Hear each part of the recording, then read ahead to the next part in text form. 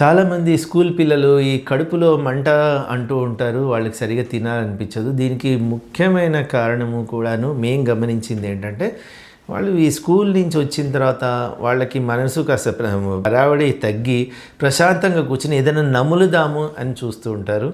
బాగా నమిలే ఫుడ్స్ అనగానే తల్లిదండ్రులు కూడాను ఈజీగా దొరుకుతున్నాయి కదా అని ఈ మధ్య బయట దొరికే చిప్స్ తినడము, తీసుకురావడము, లేకపోతే ఏ సమోసాలు లేకపోతే ఏవో బేకరీ ఐటమ్స్ తినడం అనేది పిల్లలకి అది ఒక రొటీన్గా మారింది ఈ మధ్య చాలామంది పిల్లలకి.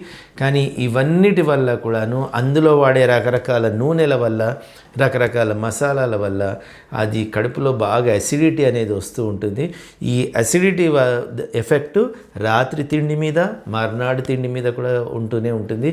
ఎప్పుడు చూసినా కడుపులో ఏదో రకమైన మంటలాగాను అనిపిస్తూ ఉంటుంది.